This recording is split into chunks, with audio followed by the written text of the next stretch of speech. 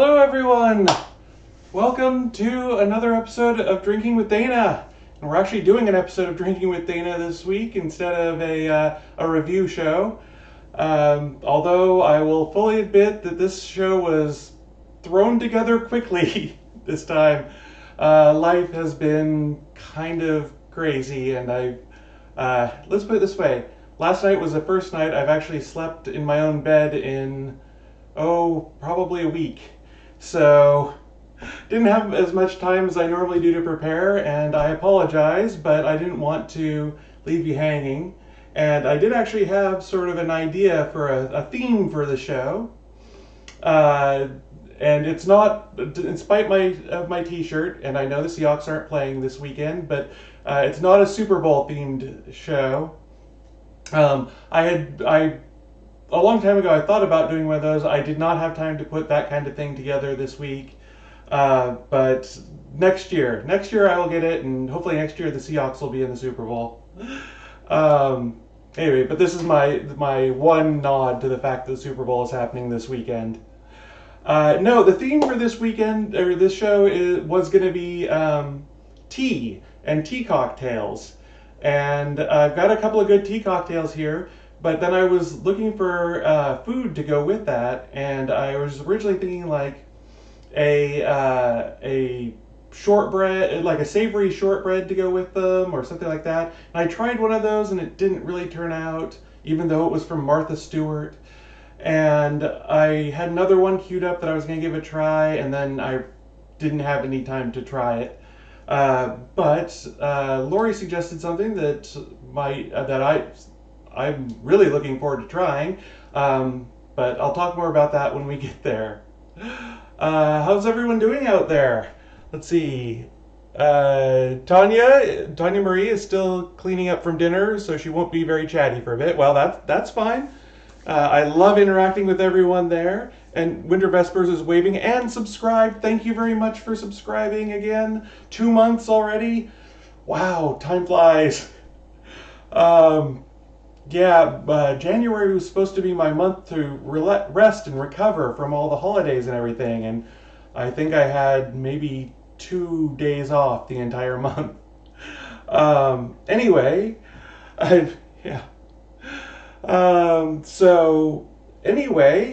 I'm glad you're all here with me. Let's get to it. Let's get to that first drink. Alright. So the first drink is Julia Momo's Tea Vermouth Cocktail. And I tried this a while ago, and it's a lovely drink. I don't know much about it. You're going to tell, by the way, that my research was lacking this time. But it's a lovely drink. It was invented by Julia Momo's, as one would expect, at her restaurant Kumiko in Chicago. And she says it's her favorite drink after a long day. I got the recipe from Imbibe, I believe. No, I'm sorry, Punch, the website Punch, which is a lovely website. Lots of good cocktail recipes. Not always really accessible. They tend to have a lot of ingredients that you don't have on hand, or at least I don't have on hand. But this was I gave this one a try. It's a lovely little drink. So let's start making it. Now the first thing you're supposed to do with this is spritz the inside of your glass with absinthe. Now I don't have a spritzer. I'm gonna get one of these days. So what I'm gonna do is just put a couple of drops in the glass and swirl it around, and that should be effectively the same thing. So you just take the absinthe and just kind of swirl it around in your glass, and it will sort of dry a little bit on the edges. Now again, I'm just sort of leaving streaks of absinthe on the inside of the glass, but I don't actually, I imagine a sprayer would give a better effect. Not really sure how much of an effect it has. And then the rest of the drink. So, gonna make the rest of the drink in my cocktail shaker.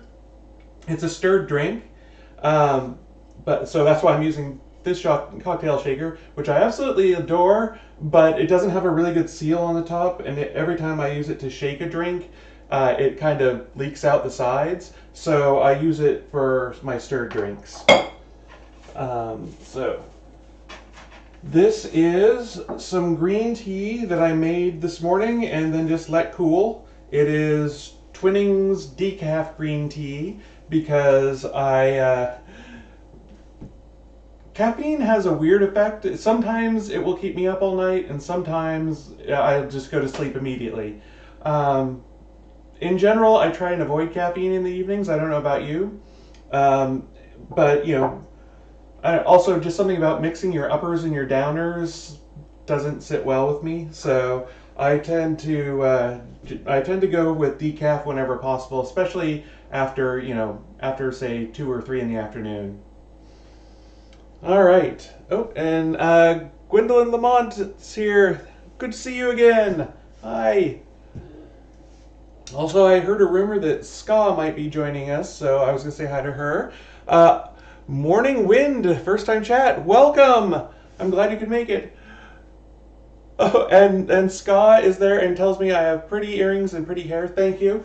I went through a hair bow phase at one point, and I still have them all, and I was just in a mood to wear one tonight. And our anonymous gifter is back, giving Gwendolyn Lamont a sub. Thank you very much to my anonymous donor. It makes me feel like, it's some mysterious organization, that we have a mysterious benefactor out there supplying us with what we need to get through the day, to fulfill our mission, whatever that may be. Well, it's to make drinks and food, but, it sounds more mysterious that way. Anyway, thank you very much out there. Okay. Inconclusive Pipe, I think that's right, it has followed, and oh no, they're doing a promotion thing, and yeah, we're gonna have to kill them. Sorry, it's a bot.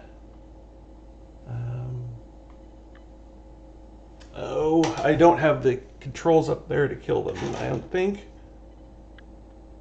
Is that gonna do it? That's not doing it. All right.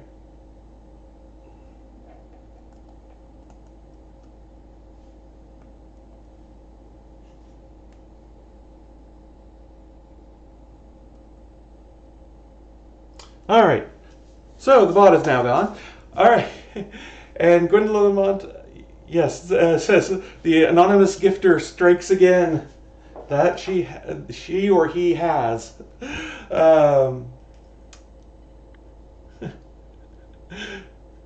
Ogre Marco says she sets up the kick, and it's good. Yeah, I love you all, but we're a small enough channel that we fortunately don't get, knock on wood, that we don't get that many bots or hate raids or that kind of thing, but I'm kind of bracing because I do have that trans tag in there. Anyway, I'm going to add 1.5 ounces of chilled green tea, decaf. You can use regular caffeine, any kind of green tea you want in this. It's actually a very forgiving drink. And to that point, I'm going to add 2 ounces of vermouth. She says you can use any kind of vermouth you like.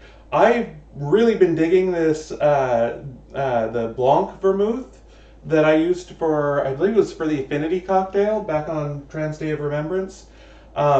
I've been using it in many things, and I really like it. I've tried it in a few different cocktails, and it's really lovely stuff.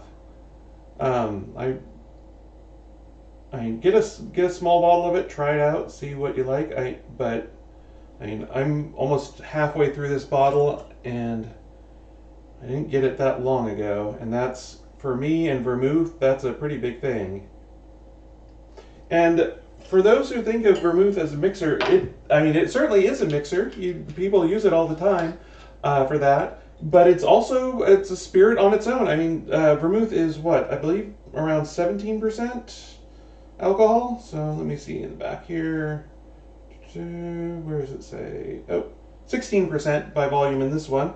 So, this is going to be a fairly low alcohol cocktail, which nice for sipping. It's going to be around, roughly, I would say about 8 to 10% alcohol. So a strong beer, a very not strong wine, that sort of thing. So I have now added 2 ounces of the vermouth to this. I'm going to add a couple of dashes of bitters. I'm using Angostura bitters. She says just any aromatic bitters. I would stay away from things that are too spicy, but I think orange bitters would go lovely in this, actually. And I'm meaning to try that sometime. But for now, I'm going to do Angostura, which is kind of what came in the recipe. As I said, was it any aromatic bitters such as Angostura? So that's what I'm going to use. So, and 2. There we go. And then we're going to stir this with ice. So I will be back in a moment. And our anonymous gifter strikes again while my back was turned. Thank you again. I appreciate you, everything you've donated. Oh, man.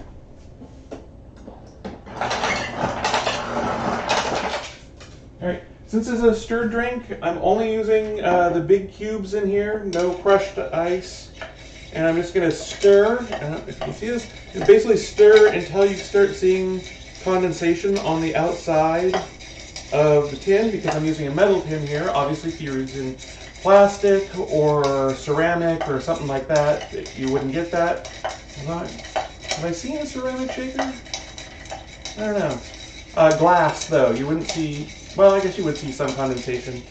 Metal, you see it a lot faster. And so, for example, now I'm seeing condensation on the outside. All right, and I'm now going to strain this into my glass. I'm using a nice giant balloon glass here. This is actually a Riedel wine glass meant for cabs and other big wines. So it's going to barely fill up any of that. But there's a reason why I'm using the giant glass, which is garnish. So for the garnish, you want a wheel of blood orange in it, which, seems excessive. And I tried it the first time with just a wheel of navel orange, and it didn't work. It was okay, but I could tell that there was something missing. So I tried it again with the Blanc Vermouth, but also with the blood orange, and it was much better. So I do recommend this. Now you want to if your orange is like mine and not perfectly spherical, you want to kind of get from the small end, because otherwise it will take up big chunks of the glass. You want to do it fairly far in, and I'm going to say I'm cutting about 1/4 of an inch of a wheel of an orange wheel here. And then you just kind of plunk that in. Maybe I cut it a little thick, but I like the extra oranginess in this. And that is the drink. So let me put it on the camera here. Oh, Winter Vespers says that she likes my hair or loves my hair ribbon. Tanya, and thank you for that. Tanya Marie says, new game show, Wheel of Blood Orange. I would watch that show. All right, back camera here.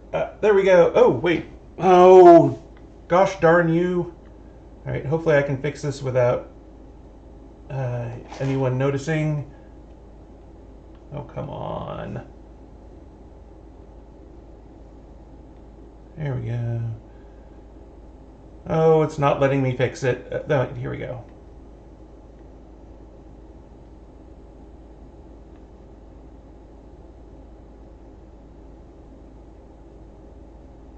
I don't know why it does this sometimes. There we go. Here, turn on the flashlight, the mini flashlight here, so you can see a little bit better the color there.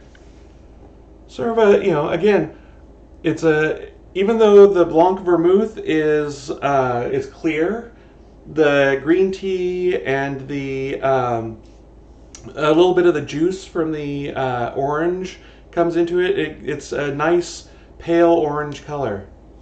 So I really like it. And again, I mean, I'm using an absurdly big glass for this just because I wanted that diameter so that the orange wheel doesn't take up the entire thing. But all right. So let me go back to here and tell you what it tastes like. I mean, obviously the first thing I'm smelling is the orange wheel that's floating on top.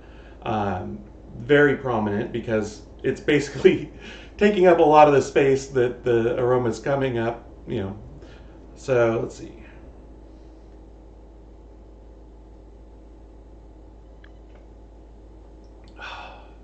And I'm trying to think how to describe it.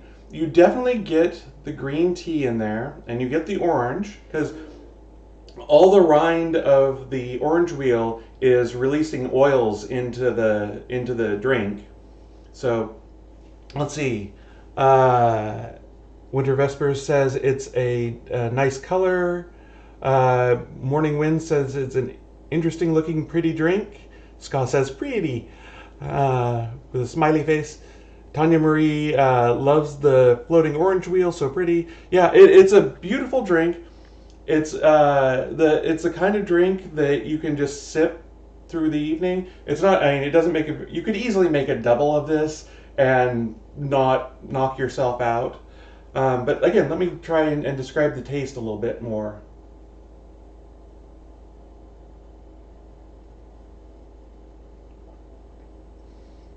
So the first thing you get is almost, you know, the taste of an orange pith, where it's a little bit bitter, but not, you know, but it still tastes a little bit like orange too. It's a very faintly of that mixed with the green tea. Then the green tea comes out and dominates. And it's not a real strong flavor. Normally, I'm not a big fan of green tea, I will admit. It's not really my thing, but it's the flavor of the green tea is mellowed out and brought up. Well, it's mellowed out, and the flavor of the vermouth is also mellowed, but they're also blended together to create a, I don't know, it's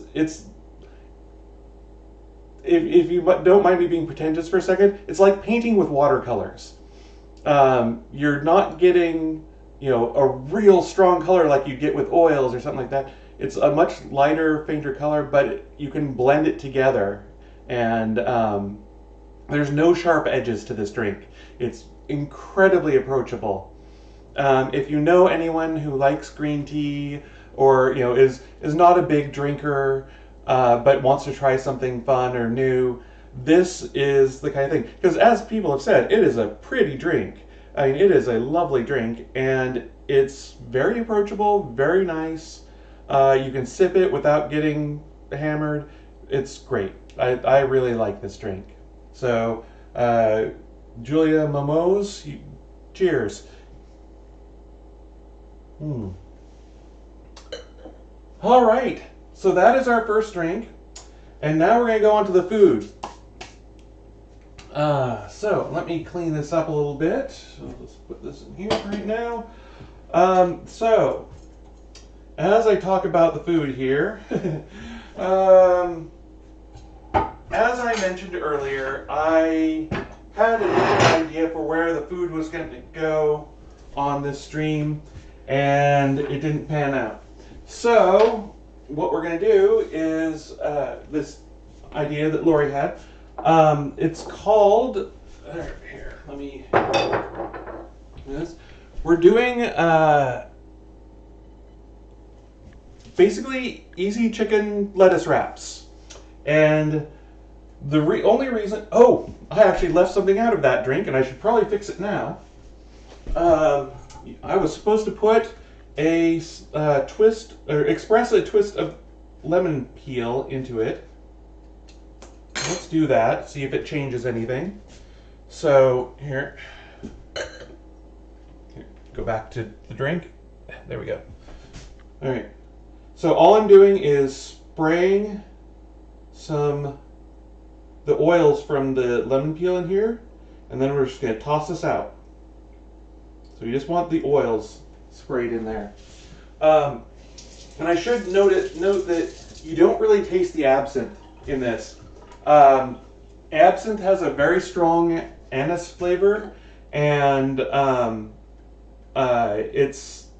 you don't even notice it. You could leave it out if you don't have it. I'm tempted to add more absinthe to it to give it a stronger flavor, but you know. All right.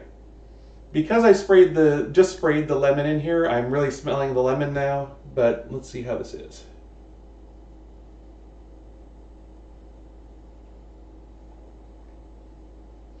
That does brighten up the citrus flavors a bit.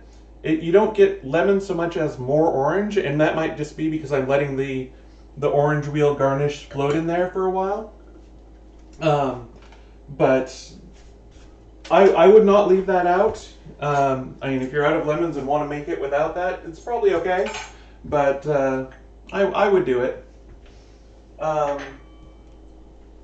Right, so back to the food.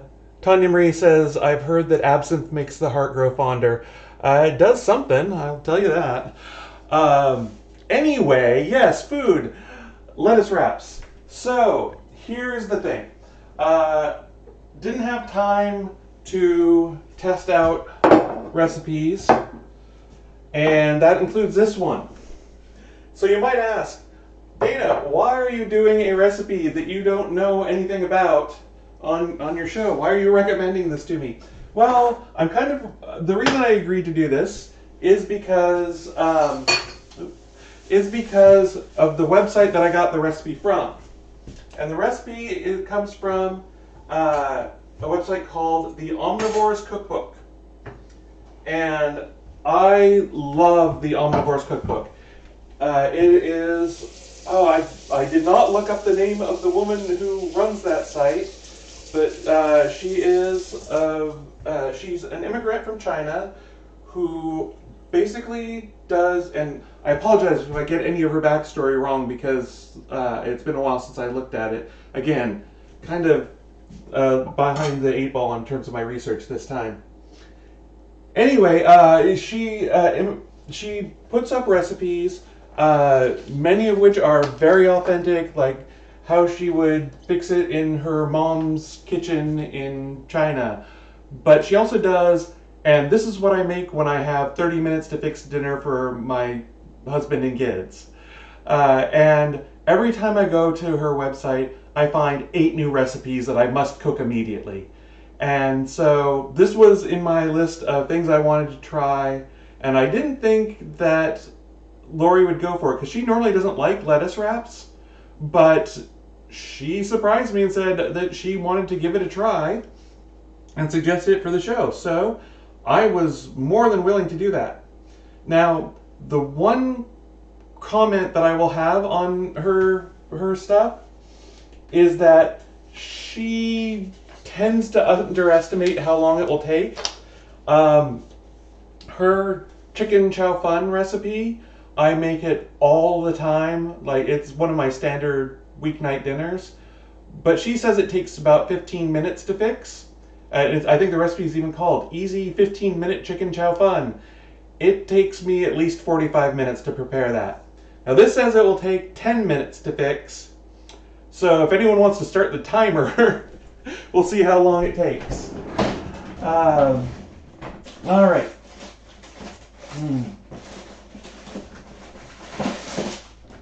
I'm just getting the ingredients out here. Let's see. Yeah, Tanya Marie says, I love that site. I think you pointed at me before. And yes, it's fantastic. Winter Vesper says, Tanya's last comment is, that one's going to stick in my head. All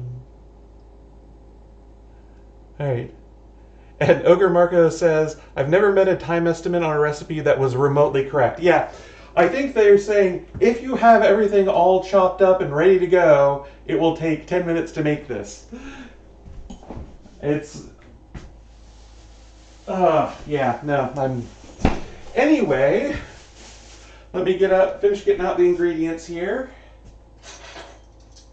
All right, I think this is everything.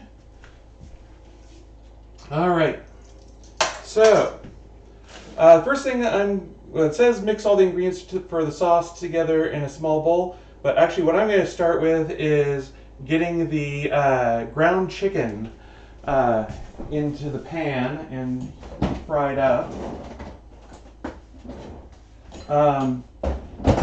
Because I think that's going to take a little while.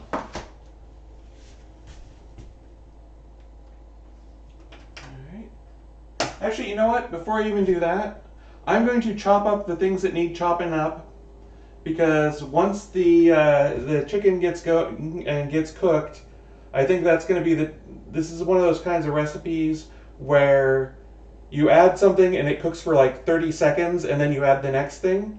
So let's get everything prepared like that. So 2 cloves of garlic need to be minced. And I did take the liberty of skinning them earlier, so I will chop them up now. And I'm just chopping off the roots at the bottom there. All right, so this is the fun, exciting part of the homemaking, cooking. And by the way, my knife skills are atrocious. I've never claimed that they were otherwise, so I'm sure that there are professional chefs. Well, Ogre is probably looking at me right now like, how does she still have all of her fingers? So,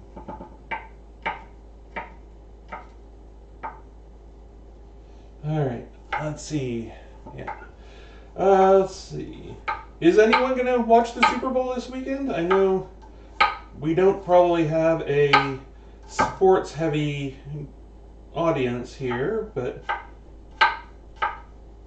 I grew up watching football with my dad, and as I've mentioned, I'm a Seahawks fan, which resulted in years of pain followed by 2 years of joy, and now I don't know, somewhere in the middle.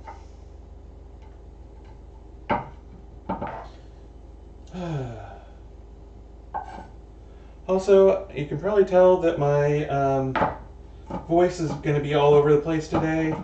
It's just the way when I get stressed, it's harder to keep it where it should be. So it's gonna be bouncing up and down tonight. Let's see. Tanya Marie says, let's see. Ogre Marco said, maybe, to my, how do I have all my fingers comments.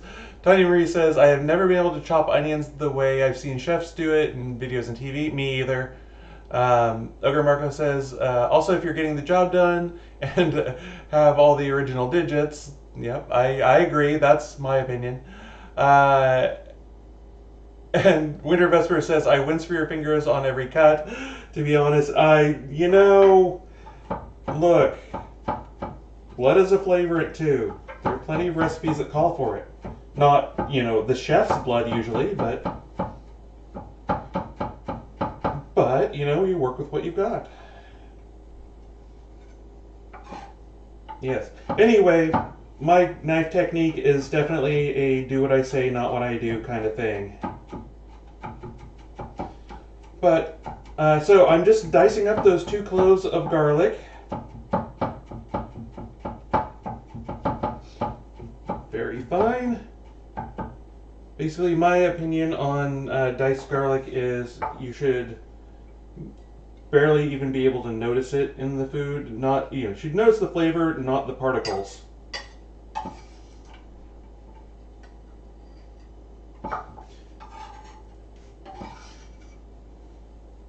Also, I desperately need to sharpen my knives. Or actually, I need them professionally sharpened. It's one of those things that I never quite get around to. Alright, so that's the garlic, and we will put in with that ginger. All right. Oh, I didn't grab my grater here. All right. As always, I keep my ginger in the freezer, and that makes it grate really easily. The only problem with doing it this way is that it is hard to tell how much you've got, because you basically get ginger snow out of this, and it compacts down really easily. So you have to kind of estimate.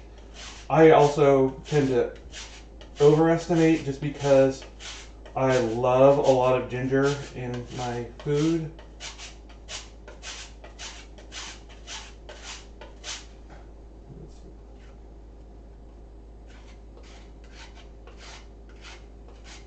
The other nice thing about storing the ginger in the freezer is then you always have ginger on hand.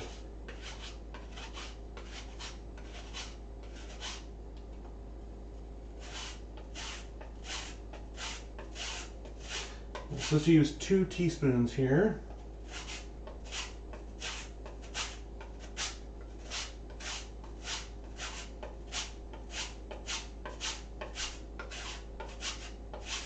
And I think we're pretty much there. A little extra just to be sure. All right. Use the back of the knife, the extra ginger off. Okay, so those two are going to be added together, so I'll set them aside. Now, let's see, I actually need a bigger bowl for the next thing. And that is the mushrooms. I do need to give these mushrooms a quick rinse, because I did not think ahead. And I've heard different, so I'm not a big mushroom person. I like them just fine, depending on how they're cooked. But, so I never really got, never really kind of grew up with them in much, so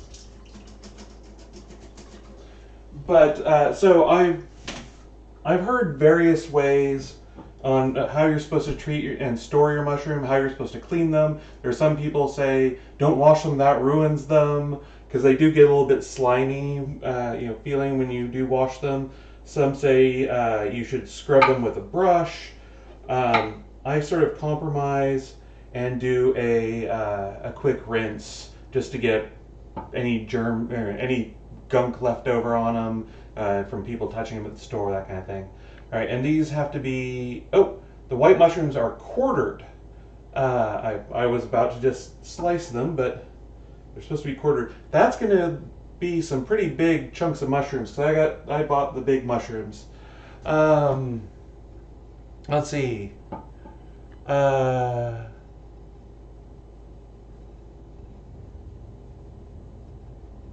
Let's see. So Winter Whisper says, I know how to do it right, but it does scare me.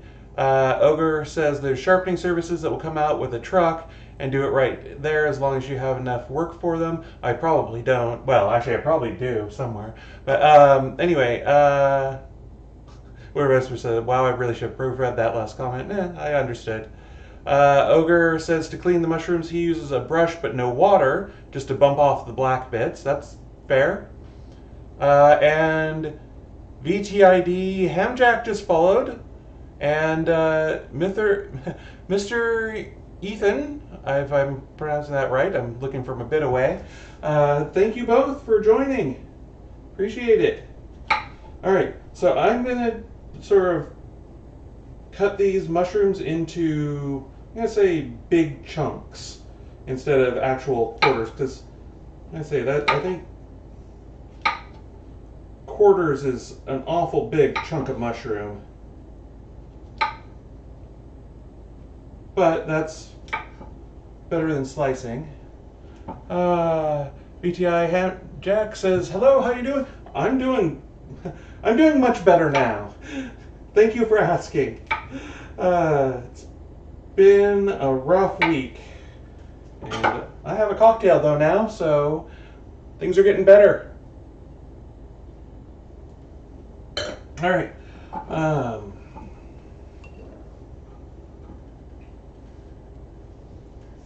Yeah, I think I got my mushroom cleaning. Well, like I say, I don't get mushrooms all that often, but I think I picked it up from Alton Brown. He mentioned said basically what I said there, about there being lots of different ways.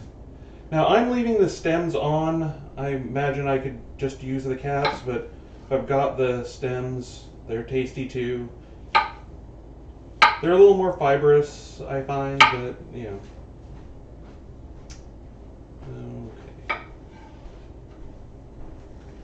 Okay. Mr. Ethan says, what would I recommend to cook on a first date? Ooh, that's a good question. On a first date, I don't know, for me, cooking is a third or fourth date kind of thing. I can tell you what I cooked for Lori the first time. I took her back to my place and cooked for her. I made a raspberry Cornish game hens. Cornish game hen was what I was looking for. Yes, I made raspberry Cornish game hens, not knowing that she didn't like raspberries. So I didn't care. The game hens were amazing. But what really won her over was what I made for dessert. So I knew that Lori did not like chocolate. It's not like I hate it, I just don't care for it much. Yeah, she doesn't care for it, so that cuts out a lot of desserts. But I did know that she loved caramel, and she loved, and so I made, I made a bowl of vanilla ice cream with caramel sauce over the top, warmed up caramel sauce, so it's nice and hot, and then I made up a pan of white chocolate chip cookies, because I knew she liked white chocolate, okay? And then I saved that, and I put it in the oven just as we were finishing dinner. And so we had ice cream with caramel sauce and fresh, hot white chocolate chip cookies for dessert, and she still talks about that dessert to this day. So basically what I'm trying to say is, find out what your date likes, and then make that. And I would kind of recommend staying away from spaghetti, because your date on the first date is going to have trouble keeping that off of her clothes in a way that creates anxiety. Same with salads. I mean, unless she clearly says, "Hey, let's do salad," I want to skip that. Anything that's going to make someone who's trying to look their absolute best for you nervous that they're going to mess that up, you know. I hope you heard all that. Azure Dragon, hello. And Hamjack says, asks how long we've been together. We just had our 20th wedding anniversary this last October. And we've been together for 24 years. Well, and yes, and we dated for 4 years before that. I was the classic useless lesbian in that on our fourth date, Lori told me we were dating. You're not telling it. I know. All right. So basically, at that time, I was trying to be a writer. I actually have published a short story, so that's nice. But Lori was also much more seriously trying to be a writer, and so we got together and were going over each other's short stories. And Lori, do you want to tell the rest of this? So yeah, I had my best friend had recommended Dana as a potential mate. So she's like, she's very good. You should try her out. I was like, okay. So I did. I suggested that we get together and talk about short stories, and we had coffee, or more specifically, she had coffee. I don't like coffee, but we did go to a coffee place because I knew she liked coffee. So we checked out stories. I think the first 3 coffee dates were that. And finally, I called up the 4th time, and she was like, I don't have any more stories. And I was like, okay. And she was like, what? And I'm like, that's fine. I'll see you at the coffee shop. Because she hadn't noticed that I also don't like coffee. I mean, I love Well, the no, smell of it, but I I wasn't ever ordering it. So, it was, I was trying to give you some clues that maybe I was into it for more than the coffee part and the writing part. nope. But, yeah, she was oblivious. Yep. Oh, and the cat has. I got her. Okay. So yeah, that I was thought I was a guy at the time, so it wasn't. I also thought you were a guy. Yeah, we all thought I was a guy at the time, but it wasn't until much later when I heard about the useless lesbian trope, and I was like, oh, that is so gender affirming. that is fantastic. All right. So in with the mushrooms will be the onions. Now it says to use the whole green onion, but later on it says to use the greens of the onion for a garnish for this. So I'm just going to add the white parts and a little bit of the green parts of the green onions here. Let's see. Okay. I need to scroll up a little bit here. Tanya says we can hear Lori fine. Great. Many woos in the background. Gwendolyn Lamont says lol oblivious. Yes, very much. And then lol double oblivious. Very oblivious. I still arguably am. Winter Vesper says, you're not telling it right is one of the wonderfully married things to say. To me, it's so deliciously romantic. That's the story of our lives. Neither of us ever thinks the other person's telling the story correctly. Over Marco says, we were all sorely mistaken. Yes, about me. Yeah. There were... Looking back, of course, every trans woman knows this, or trans person, I should say, usually finds about a bazillion things that are like, oh, there were no signs except for these 18 million of them. And I certainly found that, but I've only found like 2 or 3 people who've said, oh yeah, no, we knew, we were just waiting for you. And I'm like, well, why didn't you tell me? Well, the answer to that is probably because I wouldn't have listened or wouldn't have understood, but anyway, so the whites and the light green parts of the green onions just went in there, and I'm going to cut these up. All right, so yeah, no, we have been together for a long time, still madly in love, although the record... Sometimes more mad than other times. Well, yes. Although I have to say, my own parents set a pretty remarkable example, and since we're not going to have another show before Valentine's Day, I should probably talking about love is a perfect topic. No, my parents were high school sweethearts. My dad was actually on the football team, and my mom was a cheerleader, and they got together in 9th grade. They got together. Go ahead. They broke up in 10th grade. They got back together in 11th grade. And then they got married and stayed together for how many years? 60-some. Basically until my mom passed away about 3 years ago. So they were married back in the mid-1950s. And yeah, it was still madly in love right up until my mom passed away. It was pretty remarkable, and they set a high bar. And Lori's parents got married and divorced so many times she needs a scorecard. So yes. The 2 of us, when we got together, were like, we're gonna be married forever. That's like the plan. Let's see. So, let's see, Lowell True Winter. Okay, Morning Wind is agreeing with Winter on her earlier comment. Tanya Marie was talking about the prime directive, about the egg prime directive, which if you're not familiar with, it basically says if you know a person is trans, you should not tell them. You have to let them figure it out for themselves, because otherwise you can have really bad results.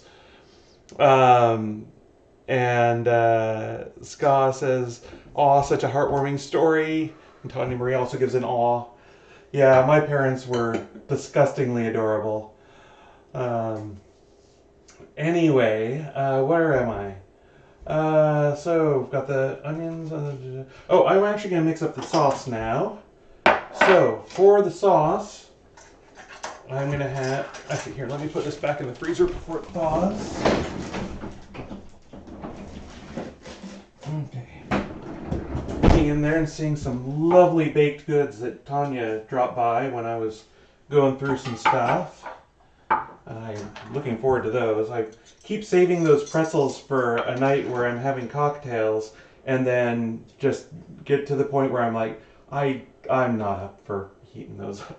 They're amazing, and I don't want to. I want to eat them at an appropriate time. All right, so 2 tablespoons soy sauce in here.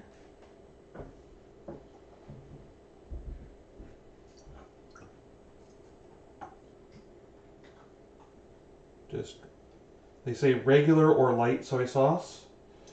And then I only have the regular and the dark, because dark actually does have an interesting flavor to it, but I've never gotten light soy sauce for some reason. All right, and then a tablespoon of Zhaoxing wine, and I'm gonna pour that in.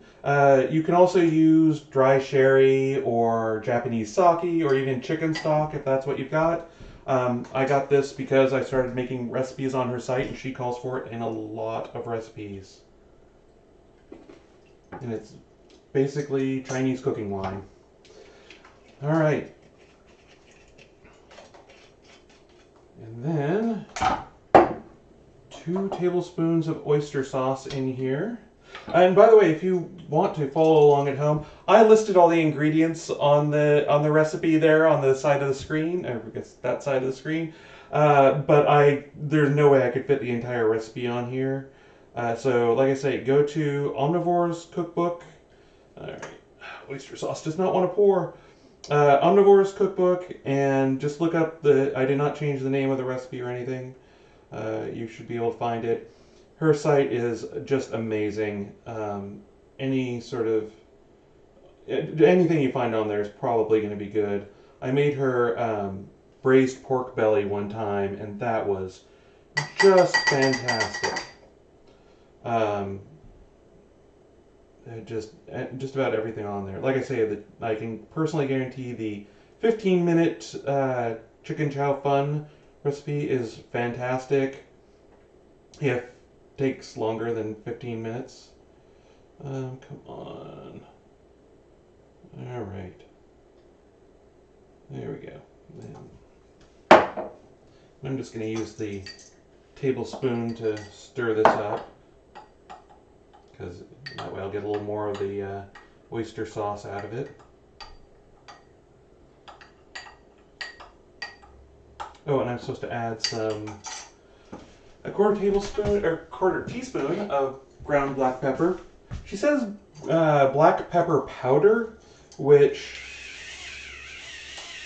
well, I've never heard it described that way before. I'm kind of wondering if that's a translation thing or if I'm missing something. So, all right, another sip of my drink.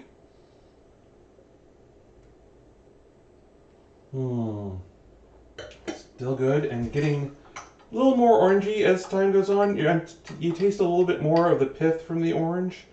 Now, if I was sitting here drinking it instead of drinking it while cooking, I'd probably have already finished it and I wouldn't notice that slightly pithy flavor, which is different than a pithy comet. Let's see. Ogre says, I go through many bottles of Lao Zhao, this wine. Oyster sauce never wants to pour. I agree. And Switch Sid followed. Thank you very much for following. I appreciate it. Black pepper, Gwendolyn Lamont says black pepper powder is probably just the pre-ground stuff that no one uses anymore. Yeah, that's what I kind of figured. Or Ogo Morocco says it just means ultra fine ground black pepper, which probably, I mean, one of the two. The stuff that you get in cans is very finely ground. But I don't know. Either way, I like it. Well, Lori hates it a little bit more chunky. I like it a little bit more chunky. So that is that. That is the sauce. Let me see. I am going to start heating up the pan here while I go through. I am making one substitution here, which is that it calls for a can or 8 ounces of whole water chestnuts that you then drain and dice. Lori does not like water chestnuts, so I am going to use peanuts instead because I think that's a good substitution and I think it will work nicely here. Let's see. Gwendolyn Lamont says, I like my black pepper chunky, more flavor. Ogre Marco says, the finer the grind, the less texture it has in the sauce, and it distributes better. I agree. And if I had made the sauce much earlier, it would have more time for the pepper flavor to distribute through. And Gwendolyn Lamont also agrees and says I could see that for sauces. So, all right, peanuts. I am just using the roasted and salted with sea salts. I'm just going to weigh out 8 ounces of them. Hopefully that will fit in here. I think it will. Ooh, maybe not. All right, I'm going to have to get a bigger... Well, I don't think I'm going to use a full 8 ounces of peanuts. That would be a lot of peanuts. Yes. Because I'll have it, I think. There, that's about 4 ounces of peanuts there. That should be fine with the amount that we're working with. I may add a couple more. Gwendolyn Lamont says, snakes in a can! That is very funny. I kind of wonder if people still get that joke. Well, I have no idea how old Gwendolyn Lamont is. I'm old and I get that joke. I'm wondering if like millennials and Gen Z get that joke anymore. Because do they still make snakes in a can? Yes. Lori says yes. All right, I'm going to lightly chop these. They're still going to be mostly, and this, I'm also going to knock probably several onto the floor, but I don't want them all, to get just a mouthful of peanuts through here. So, again, just lightly chopping. And I think I'm going to put them in a bigger bowl too.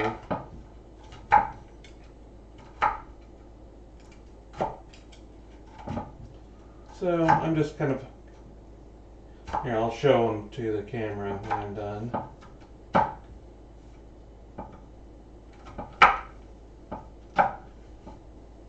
Alright, some of them are still whole, that's going to be fine.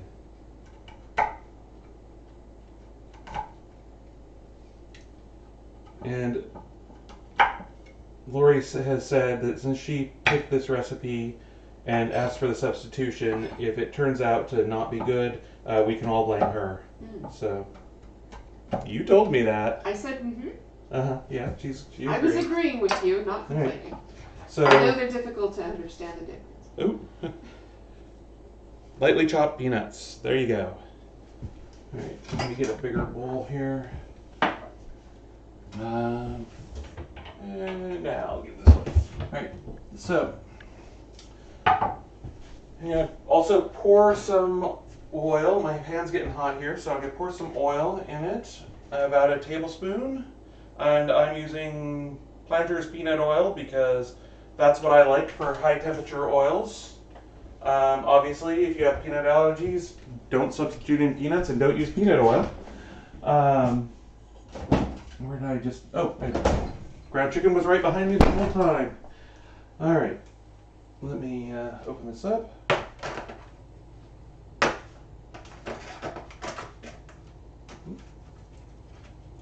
Excuse me. Using the Cerno's ground chicken. They are not a sponsor, but could be if they wanted to. I'm just going to go ahead and plunk that in the pan. Now, I should be wearing an apron for this because there's oil in the pan, but then you wouldn't see my cool Seahawk shirt. All right, tossing this.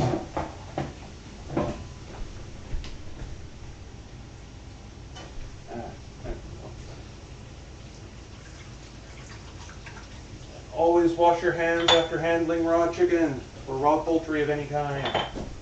Actually, raw meat of any kind, really.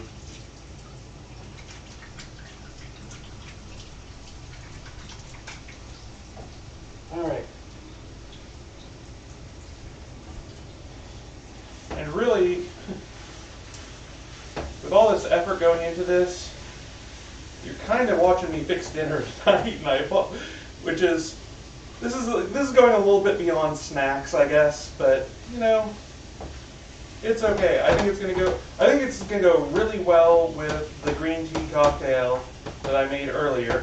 Not 100% sure how it's gonna go with the next cocktail, but we'll find out.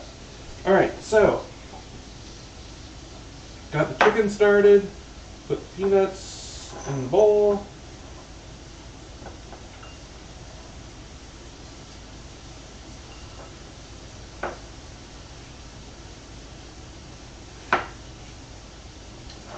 All right, and then anything else we need?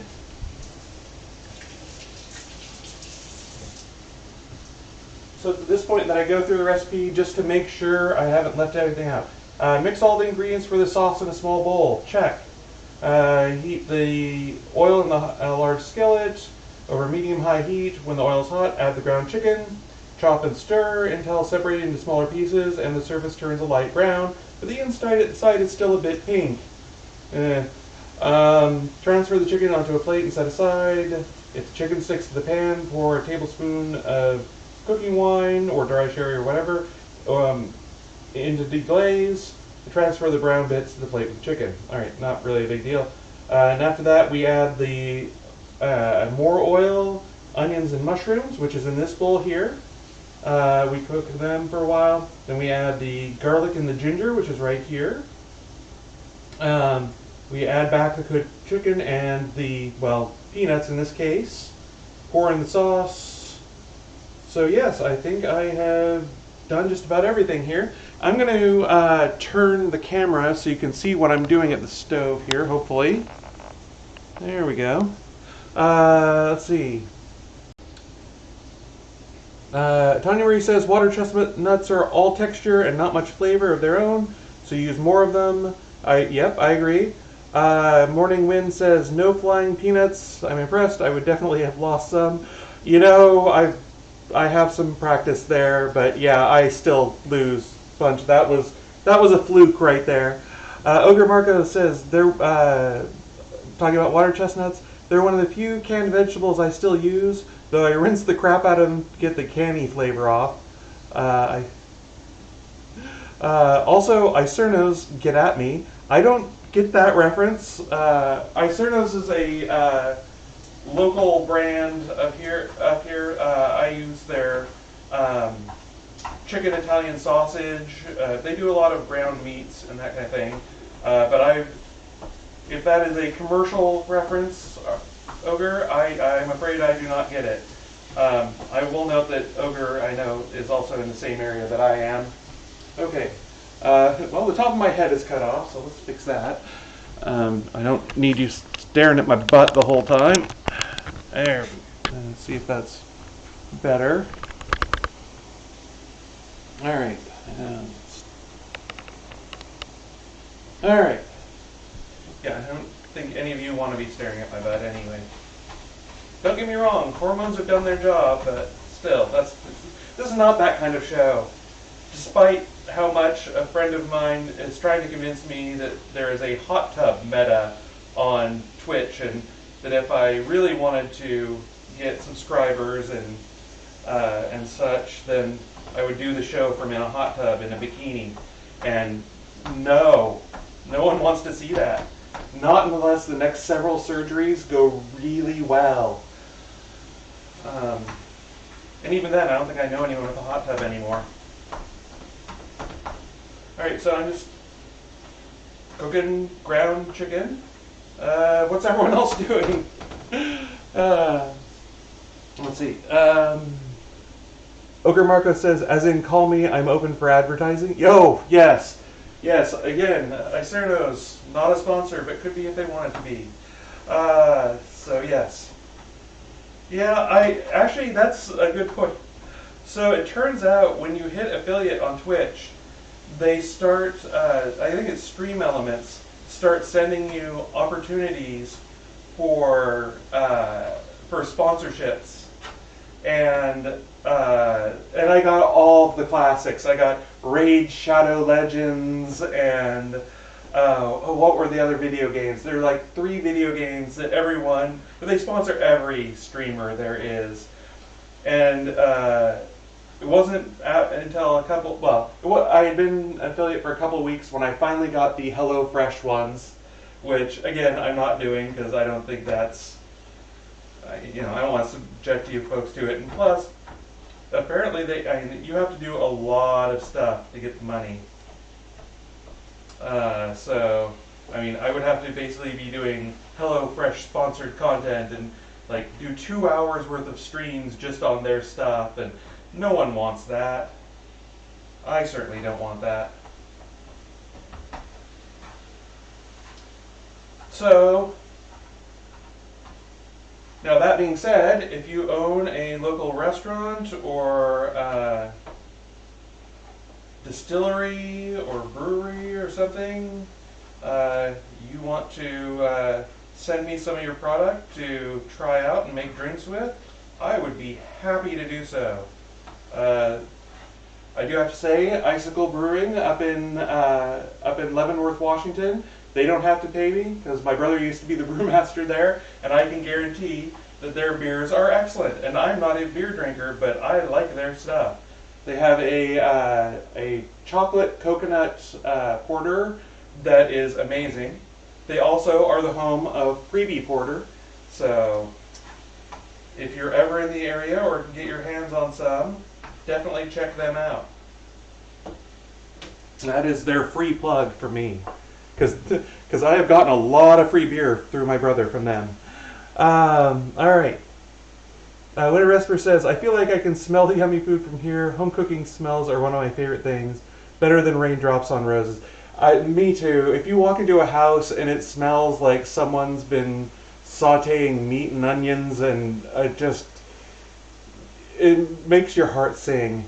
I've actually heard that apparently one trick that real estate agents use is you put a pan of fresh chocolate chip cookies in the oven, or even just a bowl of vanilla extract, because the scent of cooking vanilla and that makes people feel more at home, because you associate it with good meals and good times with family. Gwendolyn Lamont says, sponsored Big Corps anyway. You know it benefits them way more than you, so yeah, no, I agree. And so does Tanya Marie, who says, I know, right? Oh, wait, no. She's responding to Winter Vespers, who says, I know, right? Now I want lettuce wraps, and I just had a big homemade dinner. So yes, no, I'm looking forward to these. I'm actually pretty hungry, but I agree with Gwendolyn Lamont. That yes, it's it would have to be a pretty impressive pitch to me to actually want to do anything on here. And it would have to be something that I actually already used or, tried and then liked, because I'm not going to recommend anything to people that I don't already use. So, or can't, try it and then it's like, this isn't that great, but sure, I'll shill it on the folks who've supported me all through this. So, no, I won't do that. I'll tell you what I actually use and what I like, and, like I say, I like Icernos chicken, so they get a plug.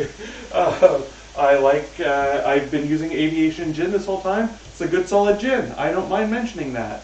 But I'm not going to say, oh yes, I play Raid Shadow Legends all the time, because I don't. Anyway. So yes. Hmm. Interesting. Now I'm actually getting more of the absinthe notes, and I think it's because I'm reaching the bottom of the glass where I had it stuck to the side. Um, anyway, as Tanya Marie said, yeah, I'm looking forward to these not shadow wraps, lettuce wraps, because this is what we're actually having for dinner. I wasn't joking when I said that you're watching me fix our dinner tonight. um, I've actually had, and I probably should have turned up the heat a little higher on this earlier, but it's coming along. I actually had an idea for a show that they're doing an episode here where instead of being on a Wednesday night, I do it like on a Saturday or Sunday morning and fix brunch, or maybe a pajama party episode or something like that. But anyway, Gwendolyn Lamont says, yes, if it's something that you like or use and want to have sponsor you, sure, I'll watch their ads to support you. Thank you, I appreciate that. Oh, actually, she also says, sponsored content made into Dana's brain, Shadow Legends rap. Yes, my brain meds have long since worn off.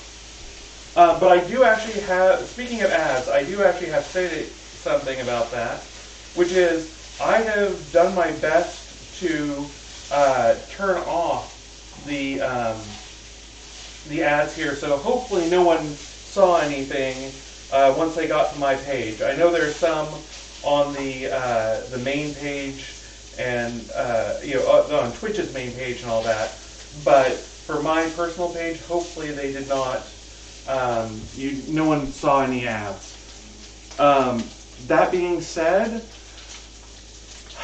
so there's this game by the transphobic wizard lady, well, in her world anyway, and they have apparently paid Twitch a lot of money to show ads. And a lot of trans folk are boycotting Twitch until they stop doing those ads. And, I should say trans folk and their supporters, actual allies and such. And I considered that, and the reason I didn't actually boycott is because I hadn't done an actual episode of Drinking with Dana in about a month, and I'm going to miss the next one, so I wanted to do something, and also I really needed to see folks, even just through chat. I'm going to get a plate to put that on. So, actually I'm going to use a bowl. I think that'll work just as well. Let me turn this off for a second. So, if you haven't heard about the controversy of this game, it's called Hogwarts Legacy, and it is, based on the writings of J.K. Rowling, who is basically an enormous transphobe and spending the money she gets from her Harry Potter world to basically to sponsor anti-trans legislation, do all sorts of awful things for transphobes. She has a huge audience, and she has no problems dogpiling on small trans accounts, etc. And she has also said that that basically the money she earns from these things, people spending money on Harry Potter products, is confirmation to her that she's doing the right thing with all of this. So, it is basically, if you buy Harry Potter stuff, you can't really call yourself a trans ally, because you're effectively giving money to an organization that fights against trans rights, tries to take our rights away from us. There are literally hundreds of bills going through state senate right now that are trying to detransition anyone under 18, and they're slowly moving the goalposts. There are some out there right now that are trying to detransition anyone under 26, and a certain orange monster has already said that trans folks shouldn't exist at any age. So all I'm saying is don't buy Harry Potter stuff and then proclaim yourself an ally. That's my stance on it. I've tried to turn off ads entirely. I probably should be boycotting as well, but I just couldn't this week. So, well, if it's still going on the, I think it's the 22nd, we'll say I'm boycotting then, okay? We've all agreed to that, right? All right. So, Ogre Marco says, oh, this is Mickey, saying, there was one ad right before I started, but not of the transphobic wizard game. Thank you. I need to figure out how to kill that, because I have turned off ads everywhere I can find. Winter Vesper says, I don't think they will let her turn off the... Oh, let me turn off the first ad when you join the stream. I think you only skip that one if you subscribe. And Scott doesn't get an ad for my show. So yeah, that might be the one that they, I don't know. Like I say, I've turned off everything I can, and definitely said if you're subscribing, you don't get that ad. But because I think I only get like a penny for it per person who watches. It's not worth it to me to make you sit through that. But anyway, just know that if you... the other thing is they don't let us pick and choose which ads they show. So I can't just say, don't show the transphobic game. So they show what they want to show. All right. So let me put the heat back under that, and then I'm going to put some more oil in the pan and cook up those mushrooms and onions. Back to better topics.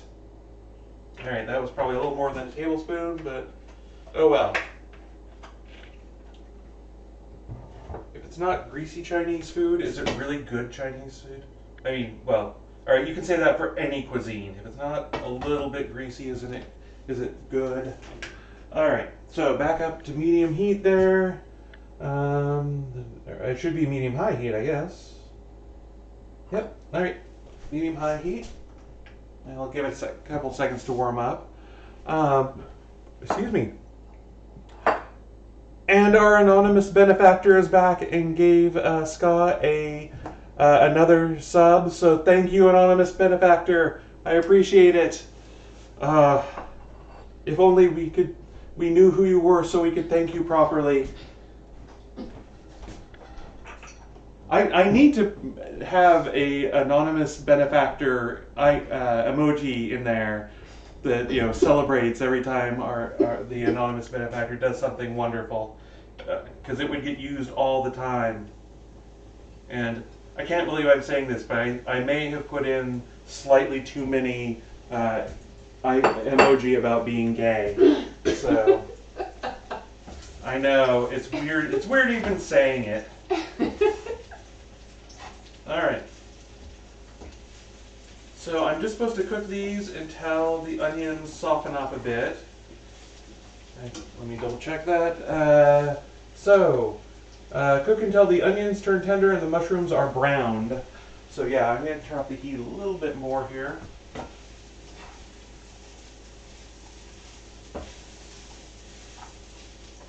You want me to read the screen while you're doing that? Sure, yes. You'll have to be in front of the camera to do it. I understand. Hello. Enjoy the hair. It just turned red. Let's see. I don't think that will... Okay.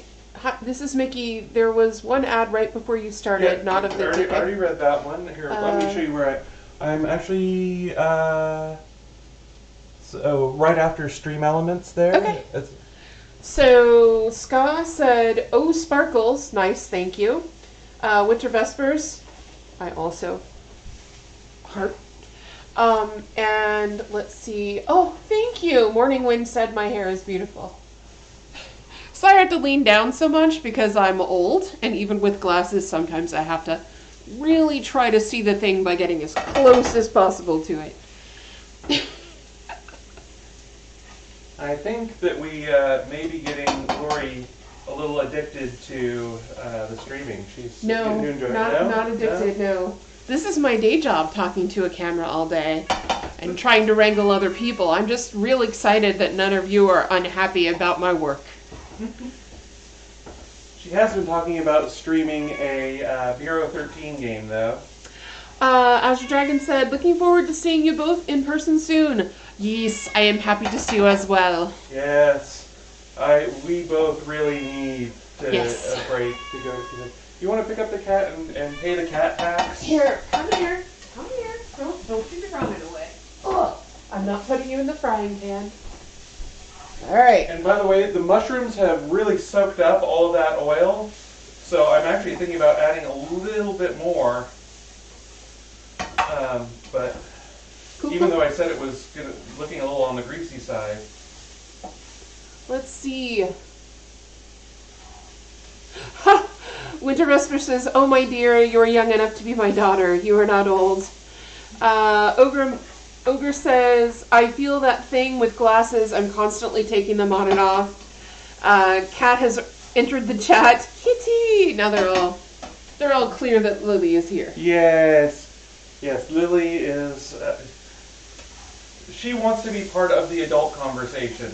Actually, no, I think she just wants to be the center of attention. No, she doesn't. She wants to be part of the adult conversation. Okay. She likes to see what's going on. Whereas Becky is hiding somewhere asleep. Thank you for following. Yeah, thank you for following Mascopico. Floof baby! She don't let her cuteness fool you. She is a monster. Well, that's how she survives, is the cuteness. Yeah. Hi. Alright, so the mushrooms are starting to brown here a bit. So I'm going to add the next thing, which is the ginger and the garlic. I think I just add those until they're fragrant. That's usually how it works with them. Don't want to brown the garlic. So, and I'm actually going to, should have used a spatula to get all this out, because the ginger has thawed. I'm actually going to take it off the heat. I think I might have gotten a little on the warm side. She's a little tiny monster kitty. She's the smallest cat I've ever owned. She's 8 pounds and she's fully grown. And she can really press her back against something and push stuff over. So this is going from a cooking show to a cat show. What? You were the one who suggested I'd make it a cat show. Yeah, alright. So, I am getting a nice fragrant ginger and garlic here, and next thing I want to do is with aroma, add back the chicken, cooked chicken, and the water chestnuts, in this case the peanuts. So I'll add those, and I will add the chicken, and then I add the sauce. Stir this up a little bit, so mix it in. And then I'm adding the sauce. Let's see. Yeah, meow meow. Super adorable kitty monster kitty. Big power coming in tiny package. She has superpowers beyond ordinary cats. Yes. She wants to be played with 24/7. Oh my god. I've never had a cat that wanted to be played with as much as this cat. Alright. So I am just mixing all of this together. Lily is also watching you like one of the audience. Well, yes. Alright. I can turn the heat off. I think I'm just going to use the residual heat on the burner to kind of cook the sauce in a little bit. I've gotten pretty much everything covered. I just want to... Okay, so I apologize if I screw your name up again, but Maso Kipa said she looks pretty close to my recently lost cat. Oh. Sorry to hear that you lost your cat. Yes. And God, another name. Morning Windy? Morning Wind. Yeah. That food looks so yummy. And someone else is saying, I'm sorry, Maso Kipio? No, that's not right. Maso Kippo. There we go. I think I got it that time. And the real reason for walks. Yeah. High science makes stirring less risky. Well, I would agree with you. However, and I don't know if she specifies it in this recipe. I actually haven't read down to where she has tips for this recipe. Probably should have done that before the show. But she mentions in her chow fun recipe that she actually prefers using frying pans for that kind of thing because she thinks that they cook more evenly. So things tend to cook more evenly, and also they're easier when you get this much food in a pan. So I'm just going to show this up to the camera a little bit. There's a little bit of sauce at the bottom here, which I'm going to mix in, but it's a little on the brown. It's a little on the brown side, but we're going to add the green with the lettuce wraps, or the lettuce on the outside. So now. Oh, and then I should actually add do the presentation part of it.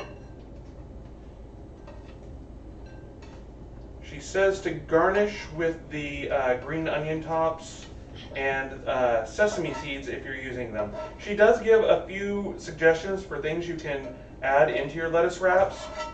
Sesame seeds is one.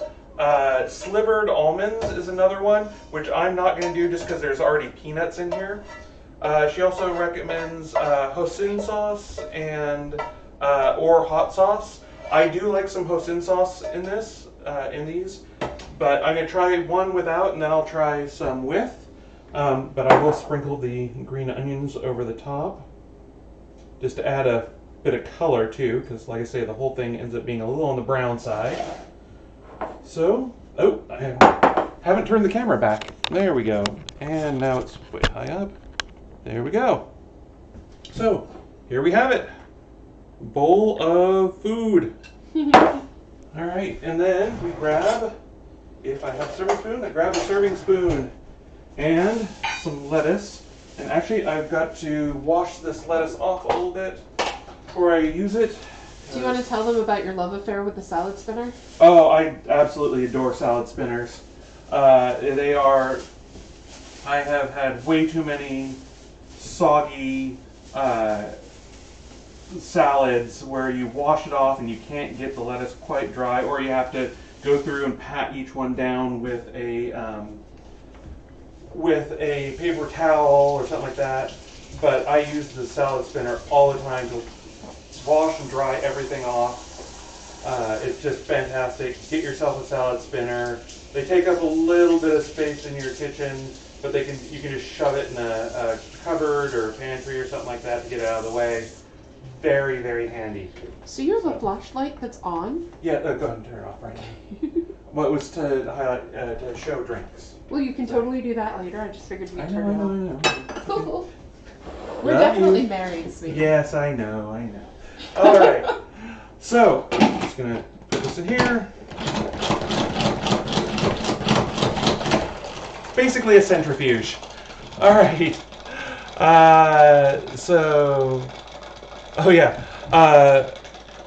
Yes. Ogre Marco says on a glass top stove, yes, much more even. Yes, that's the other thing. Is I do actually have a really nice wok.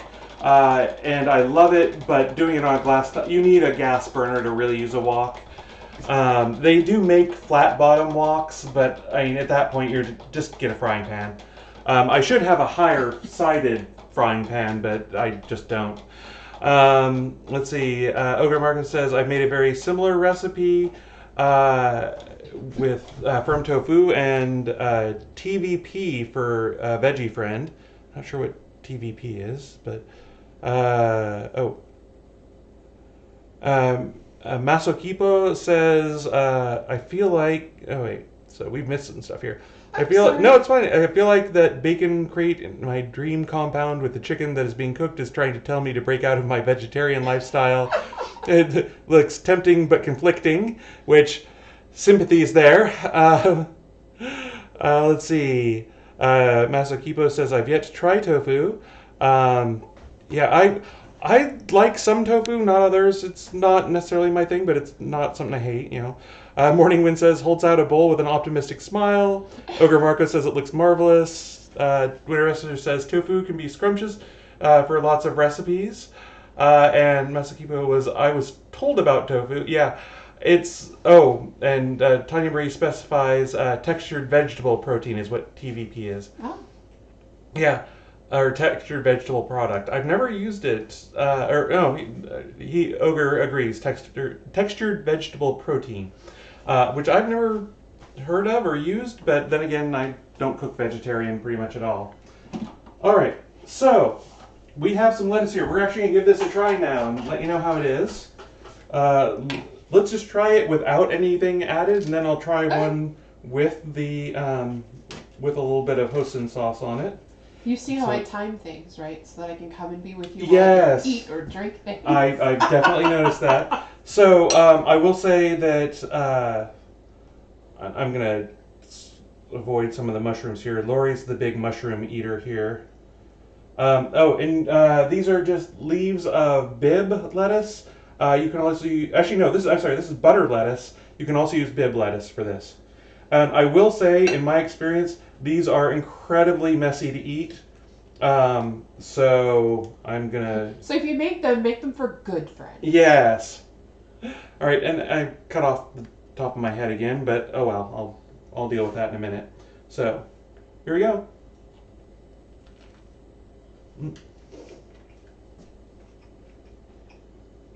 Peanut escape. Very good. I really like this. Lori, do you want a bite?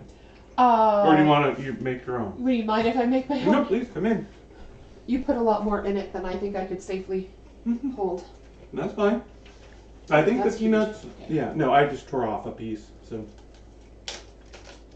and you definitely want to use the flexible part of the leaf. I think the peanuts were a really good substitution here. They give a nice crunch. The water chestnuts also would, but it gives a little bit more of a flavor to it. You see me, I'm digging around trying to get the mushrooms, so another reason we're compatible. So, Ogurumako says, hoisin is a good holy condiment, and I agree. Oh, Lori, you want to talk about what you... I'm going to get it out of my mouth, and I won't. Okay. And also Ska says that she loves lettuce wraps.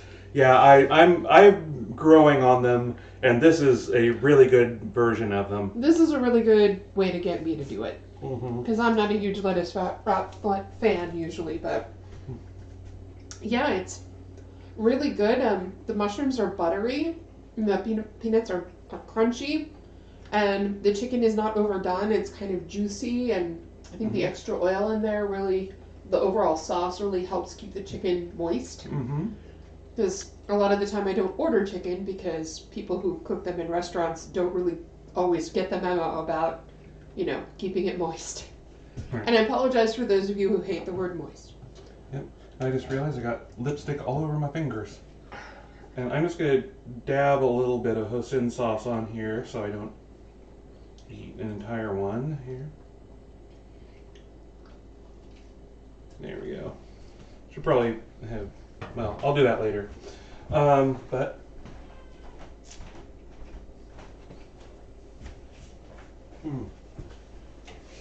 as suspected, the hoisin sauce is great on there. So yeah, and I don't think it needs the sesame seeds. I think they would be nice for presentation, and they wouldn't be bad on it. It's just I don't think you need it. Let's see, is that gonna work right? All right, and then actually here. Sorry, I have to adjust the camera. I've been trying camera tricks today. And just say it.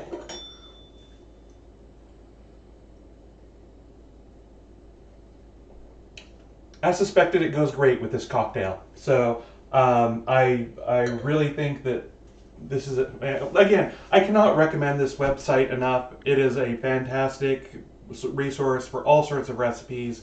This is a really good one. I've been meaning to try it for a while. I'm glad I could do it on the show with y'all. Oh wow, I am at a Dutch angle there. That is not great. Let's see. Ogre Marco says, I feel like I'd add peanuts even with the water chestnuts. I don't disagree. Tanya Marie says, a local restaurant in Redmond makes a pretty good version. Yeah, are you talking about Redmond Bar and Grill? Which, again, I don't mind giving a shout out. They're an excellent restaurant, and I've had theirs many times before. Really good. There are a few, they can be hit or miss, but lettuce wraps can be hit or miss at various restaurants. You see them on a lot of menus these days because they are kind of a good sharing dish. Because no one person is going to eat this entire bowl of the filling. So, you see them on a lot of restaurants menus. They can be hit or miss. Redmond Bar Grill does a good one, and Tanya Marie agrees that's who they're talking or she's talking about. Ogre Marco says other things that would be good to wrap in this wrap this in is Chinese pancakes, large nice large Thai basil leaves.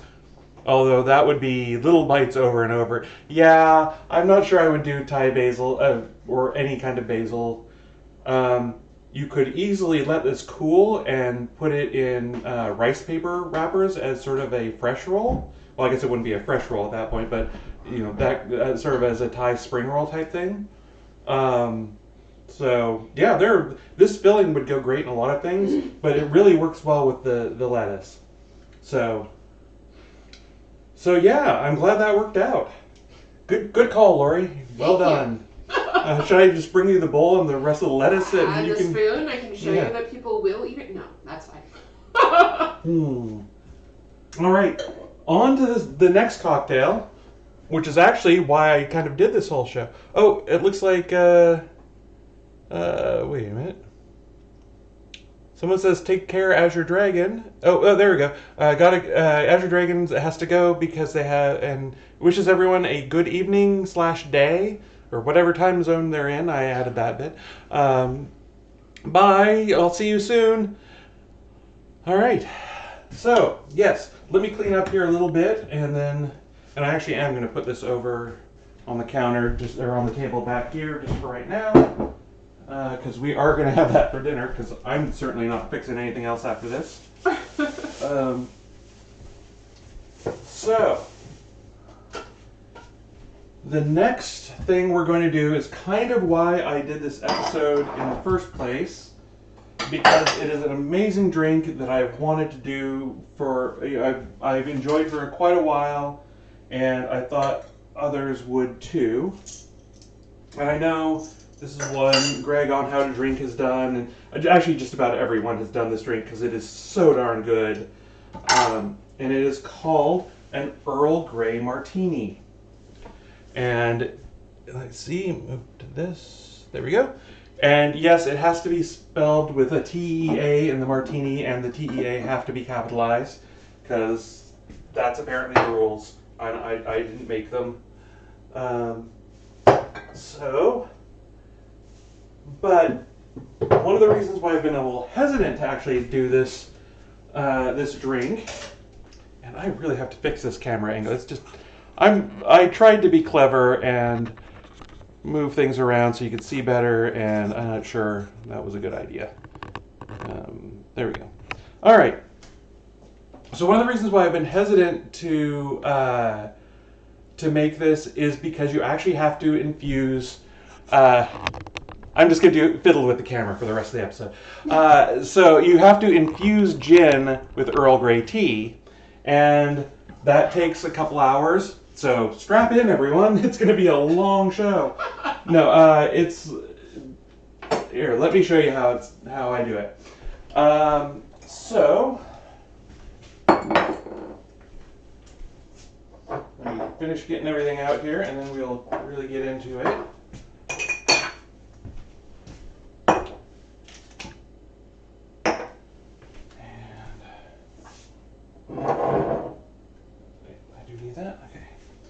So, all right, let me me get out some wax paper here.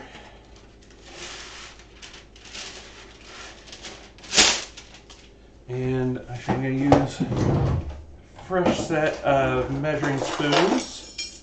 And this is not as intimidating to make as Dana is making it seem like No. she gets ready. This is just me switching between recipes, really. It's not a big deal. So, let me switch over to the infusion recipe. All right. Maso Kipo, and please correct me if we're mispronouncing your name. But yes, it's English black tea with oil of bergamot in it, which is what is bergamot? It's a flower, and it's got a very pungent aroma, from what I can tell. And Gwendolyn Lamont says more like Earl Grey, yay teeny. Maso Kipo says, as a tea lover, I accept of this cocktail. Let's see. And Gwendolyn Lamont says that Earl Grey is a favorite tea. It is of mine too. I used to always get that before exams in college. So basically, the original recipe that I got for this was for basically infusing an entire bottle of gin. Now, I don't know about you, but when I'm trying out a new cocktail, I am not going to infuse an entire bottle of anything just to see if I like it or not. So I scaled it down so you can see I haven't gotten to the recipe yet. Should actually probably introduce this this drink as well. So this was created by Audrey Saunders at the famous Pegu Club in New York City. And she was one of the first people who really created was really big in the cocktail renaissance in the late 80s, early 90s, going into the 2000s, when the retro speakeasies and other really high-end cocktail bars starting to come to their own. Pegu Club was her place. It is now sadly defunct. I don't know where she's moved on to, but this was one of her signature drinks. Because apparently one of her big things she was trying to do is get people to drink more gin, and this is one of the ways she found to do it. She also apparently had a marmalade martini that she made with marmalade-infused gin. Let's see. Gwendolyn Lamont said... Oh, wait.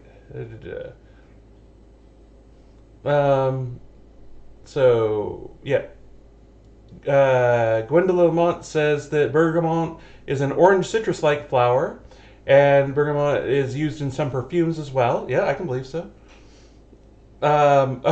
Ogre's asking about Maso Kipo's name and where they're logging in from, which I'm not going to put on YouTube. But anyway, so... and by the way, if you're on YouTube watching this later on, hi, thank you very much. Like and subscribe and all this stuff I've been pre-programmed to say. I really appreciate it. I know I talk mostly to the folks here on Twitch, but I really appreciate folks both here and there. I know not everyone can tune in right when I'm doing this. What is this, broadcast TV? I mean, who would even think of that? But I also know that right now we have 30 followers on YouTube and nearly 100. We're almost at 100 followers here on Twitch. And actually, after tonight, we may have made it. I'm going to have to look that up later. All right, so infusing the gin. So you need, for the amount of gin I'm going to infuse, you need a teaspoon and a half of loose Earl Grey tea. I don't have loose Earl Grey tea. I have tea bags of Earl Grey tea. So I've got 2 of those, and I'm just going to pull the string out of them and kind of unfold them like this. And it's just basically loose tea in an envelope. Now the tea in tea bags is very finely ground, but what you find out is that there's about a teaspoon of loose tea in a tea bag. So, if that's what you have, and I'm spilling some over the sides, and that's why I put down the wax paper, because if I spill too much over the sides, then I can just pick it up and recover.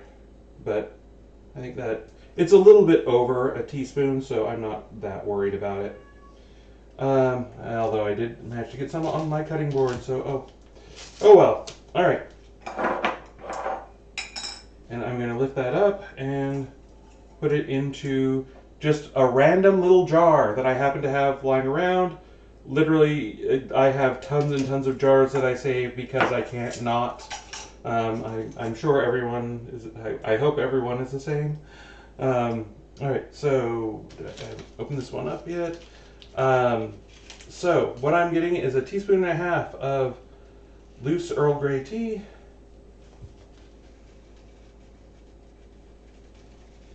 Alright.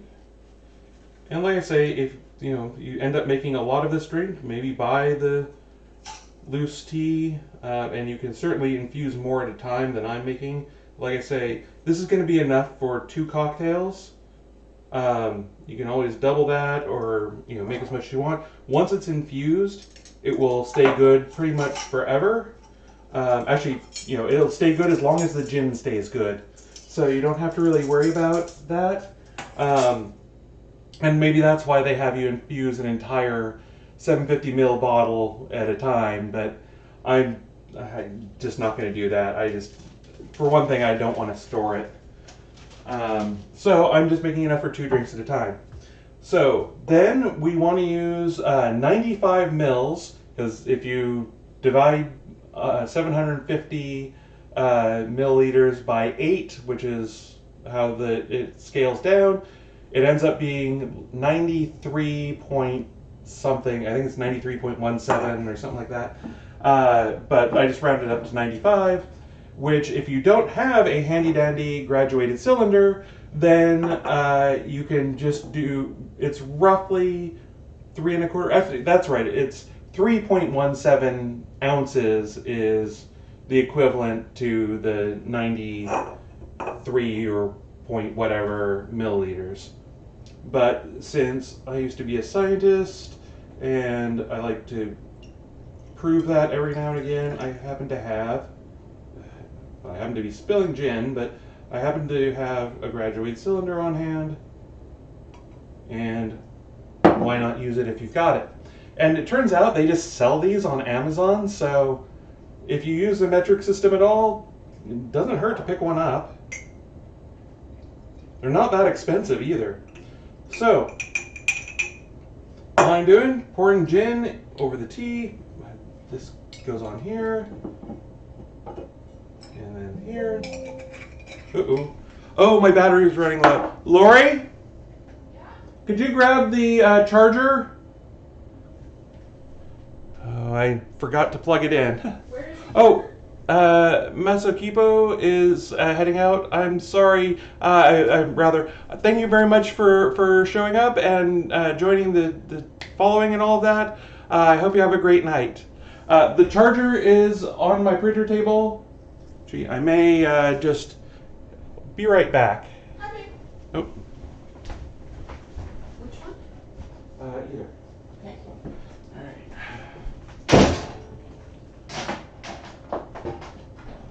right. We're not having technical difficulties so much as technical inconvenience. All right.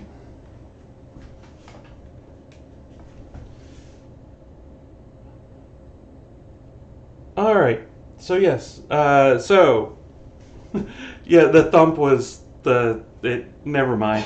I'm still all right. alive if you're worried. And Morning Wind says, "I love that image. Thank you very much. I draw all those." And Winter Vesper says, "I absolutely love the graphic for technical difficulties."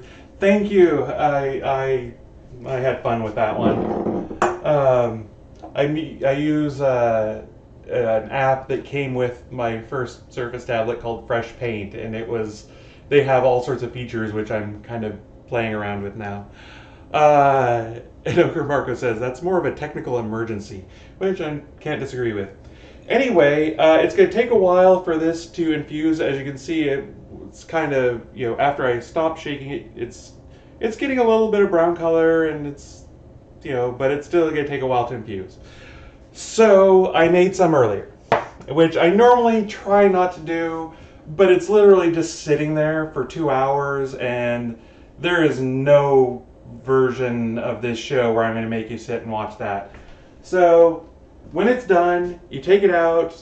I filter it through a gold coffee filter that looks like this.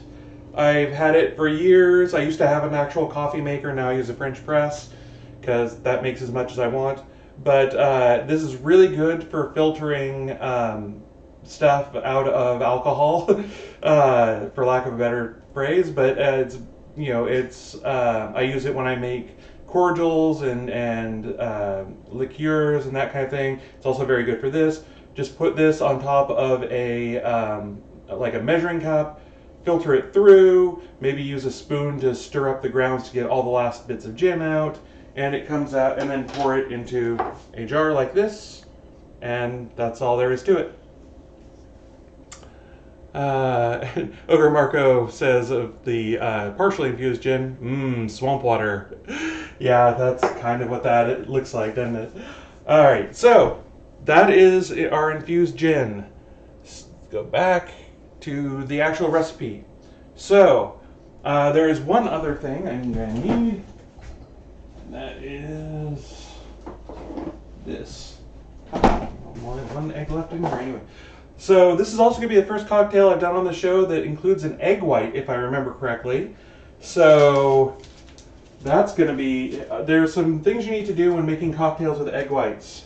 Well, specifically, you need to dry shake it, which I will explain when I get there. In the meantime, we need 3/4 of an ounce of lemon juice. So let me grab that lemon from earlier. And I am also going to need a twist of lemon a little bit later on. So I'm going to go ahead and cut that now before I cut this in half, because it will make it easier. And my peeler there makes really broad lemon twists, and I think that's going to be a little excessive for this, so I'm going to cut that in half. But I'll save that for later. And just cut this lemon in half. I should use a nice big knife that I just cleaned off. All right.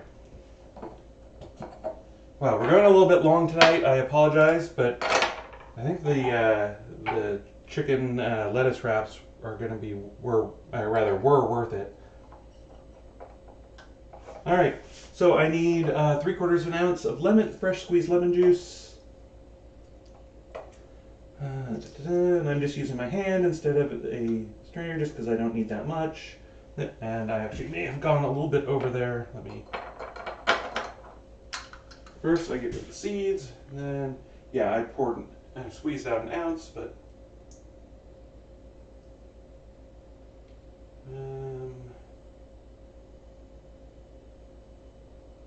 there we go.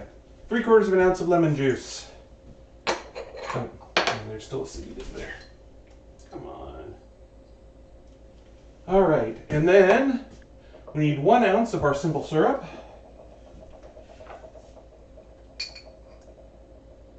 And that sounds like a lot, and I don't deny that, but it actually works out really well. It does not end up being oversweet. And then 1.5 ounces of our infused gin.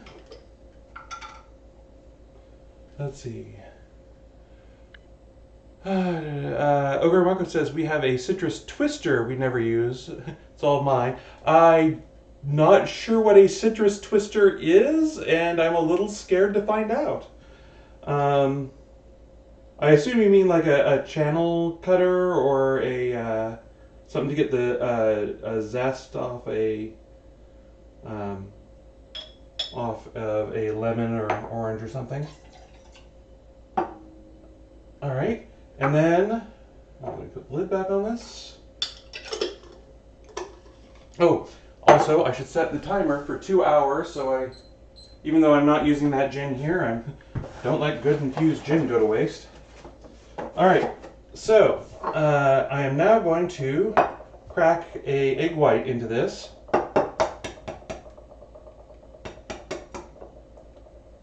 And now, I'm showing off and just doing it directly above the tin. You should probably do it above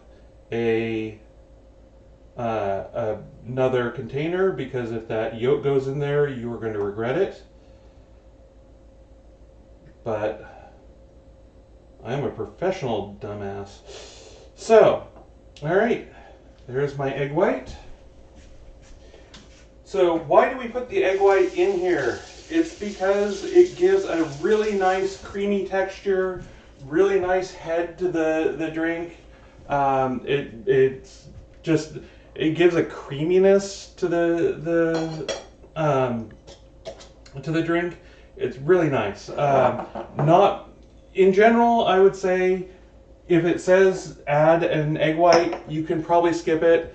Like in a whiskey sour, I generally don't add an egg white, even though I know a lot of people do, just because I don't want to. It's a lot of work. It uses up, an egg, and I don't know. I just don't like it. I mean, don't get me wrong. If someone serves me one with an egg white in it, I'm happy, but I don't do it when I do it myself. But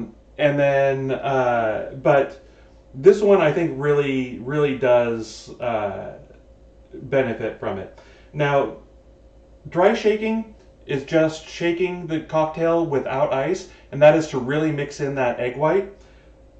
I hate doing it because for some reason it generates the reason why cocktail shakers work is because metal cocktail shakers work is the metal gets cold, which causes it to contract and keeps all the parts together. However, something about when you dry shake, it causes, at least with this drink, actually no, with every drink I've ever done with a dry shake with an egg white in it, it ends up creating pressure inside, so the pieces start getting pushed apart, and I've far too often ended up with cocktail on my hands and my skirt and everywhere else. So I'm going to try not to do that this time, but if you see me stop for a second to vent some of the pressure, that's why. It's probably also from the heat from my hands, and that's also why I've got this look on my face. Like I'm expecting it to explode at any time.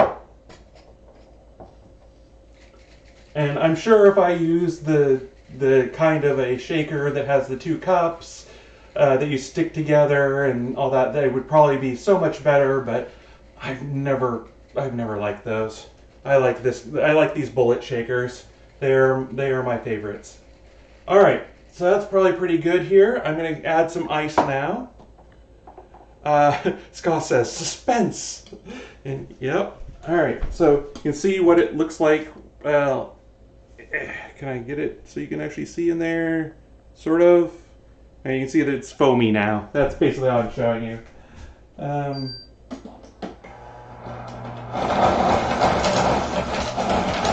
Okay, so some crushed ice. A few cubes of ice. And again, I do that because it gives, so basically the crushed ice cools down the drink faster, and the big cubes of ice aerate the drink better. And again, because there's an egg white in here, even though I dry shook it earlier, you really want to shake the dickens out of this thing.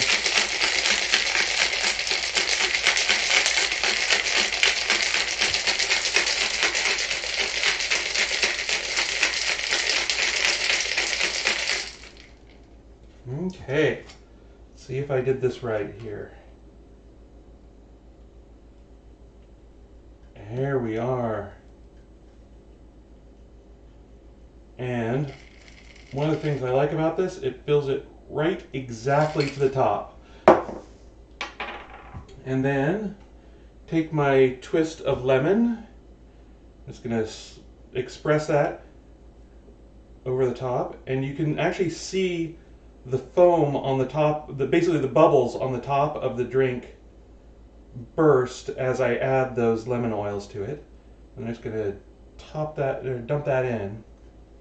So here, let me see if I can get the back camera working again. And there we go. All right, let me. There we are. And I'll turn the light on. Lori turned it off. Well, I don't think that adds that much to it. But yeah, you can see the nice thick foam separating out onto the top. Very velvety. It's sort of a pale brownish yellow. Well, actually, no, not even that pale. It's brownish yellow color. It'll as it settles out, you'll get it'll look all clear. You'll be able to see the differentiation a little clearer. Still nice and frothy from shaking. And it is a lovely drink, but it's got a head like Guinness on it. So, Tanya and Winter Vespers say that it looks pretty, very nice. Morning Wind agrees, and Ogre Marco says it looks like a fancy coffee. Scott just says gimme gimme, and Morning Wind says it looks creamsicle-ish, which, yeah, I can see that. All right, so let me turn off the light there and tell you how it tastes.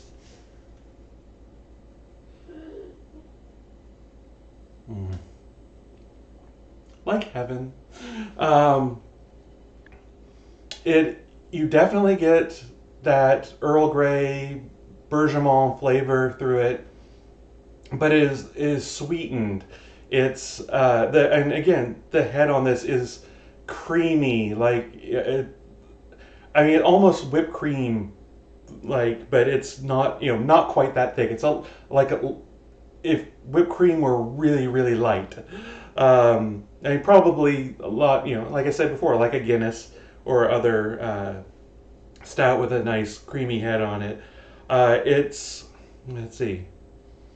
It doesn't have much of an aroma. I think the foam is blocking that, but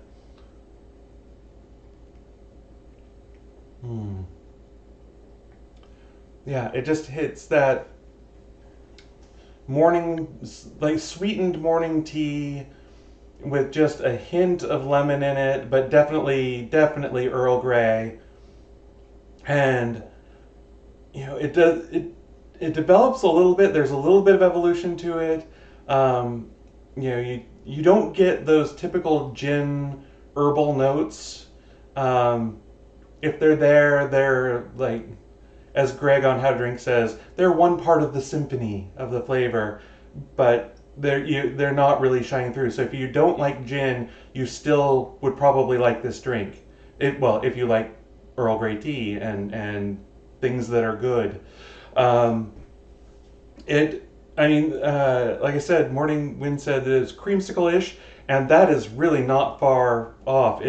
You do get that citrusy, it's not orange, but it is a very citrusy flavor to it. And it is very sweet without being cloying, without being overly sweet. Because I've had drinks that are cloyingly sweet. This is not it, but it definitely satisfies the sweet tooth. Not quite Lori's level of sweetness, but she didn't hate it when she tried it in the past. Anyway, it is an elegant drink. It is something that you're not going to find many places. It looks pretty, especially with the little bit of lemon sticking up through that head, and it's just very unusual, very lovely, and really, once you make the gin, not that hard to make. Like I say, you do have to add the egg white to it and dry shake it, which normally I'm really against. And don't get me wrong, I'm against infusing the booze too, because it's just an extra step, and it's the kind of thing where you're looking for a cocktail to make that in the afternoon for that evening, and you're like, oh, I have to have infused this for a week ahead of time. It's a couple hours. You still have a chance of doing it before people arrive. Certainly you can infuse it ahead of time, because once you do, it's good forever. Um, and I literally I was looking at this recipe, and I had seen Greg's episode on it because he devoted an entire episode to it, if I remember right. And I was like, all right, I've got to try it, just because I like Earl Grey tea. It's a big part of my past, but I really hope that I don't like it because that looks like a lot of work to make a drink. Ended up not being that much work, and it is a really good drink. So, so this was kind of the inspiration for the other things I did in this episode, or at least it was the spark that led to the rest of it. And that's kind of all I've got. Oh, I should probably see if it goes with the. Nah, I'm not gonna worry about it. This is just a good drink. Make it with whatever you want.